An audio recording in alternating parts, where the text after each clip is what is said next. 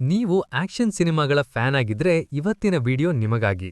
ಚತಾಪಚ ಅನ್ನೋ ಈ ಸಿನಿಮಾ ಪ್ರಮುಖವಾಗಿ ರೆಸ್ಲಿಂಗ್ ಅಖಾಡದಲ್ಲಿ ನಡೆಯೋ ಕತೆ. ಈ ಸಿನಿಮಾದ ಕತೆ ವಾಲ್ಟರ್ ಬಾಯ್ಸ್ ಅಂತ ಕರೆಸ್ಕೊಳ್ಳೋ ಮೂವರು ಅಣ್ಣತಮ್ಮಂದಿರ ಸುತ್ತ ನಡೆಯುತ್ತೆ.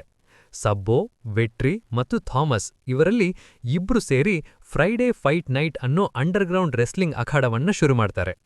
ಆದ್ರೆ ಹಣ ಮತ್ತು ಪವರ್ ಬಣ್ಣದ ಹಿಂದೆ ಇವರ ಜೀವನದಲ್ಲಿ ಎದುರಾಗೋ ಅಪಾಯಗಳೇ ಈ ಸಿನಿಮಾದ ಒನ್ ಲೈನ್ ಸ್ಟೋರಿ.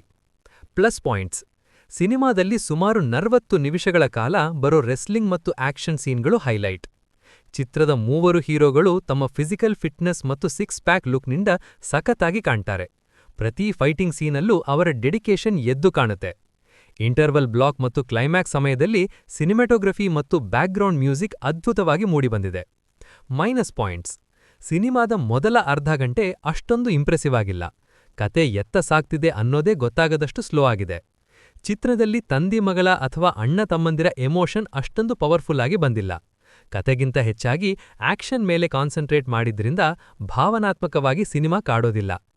ನೀವು ಬರೀ ಆಕ್ಷನ್ ಮತ್ತು ರೆಸ್ಲಿಂಗ್ ಸೀನ್ಗಳಿಗಾಗಿ ಸಿನಿಮಾ ನೋಡ್ತೀನಿ ಅಂದ್ರೆ ಖಂಡಿತ ಈ ಸಿನಿಮಾ ಇಷ್ಟ ಆಗುತ್ತೆ.